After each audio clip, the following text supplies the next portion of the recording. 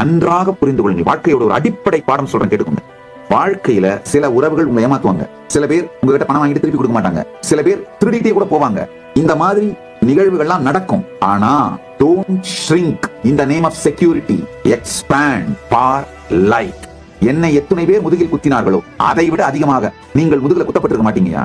எனக்கு இழைக்கப்பட்ட துரோகங்களை விட அதிகமாக உங்களுக்கு துரோகங்கள் நிகழ்ந்து விட்டு இருக்காது, என்னால உறுதியா சொல்ல முடியும். ஆனாலும் மனிதர்களை நம்புவதிலிருந்தும் உறவுகளை உருவாக்குவதிலிருந்தும் உறவுகளின் மீது ஸ்ரத்தையோடு இருப்பதிலிருந்தும் நான் பின்வாங்கியதே கிடையாது.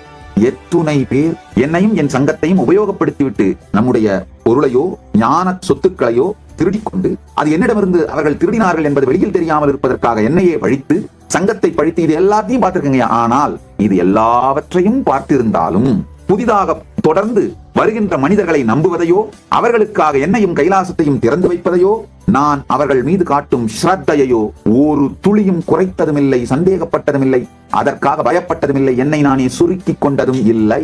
அதனாலதான் கங்கையை போலே வாழுகின்றேன். எதுவுமே டைம் ஆயிடுச்சு, லேட் ஆயிடுச்சு, ஓவரா போயிடுச்சு, கைமீறி போயிடுச்சு, தலைக்கு மேல வெள்ளம் போயிடுச்சு அப்படின்னா உனக்கு கிடையவே கிடையாதுங்க. உங்களை சுருக்காம வாழ்க்கையை விரிப்பதில் மட்டும் கவனம் செலுத்துங்கள். இறை வடிவமாகவே வாழ்வீர்கள், தெய்வமாகவே வாழ்வீர்கள், வாழும் பொழுதே தெய்வமாக வாழ்வீர்கள்.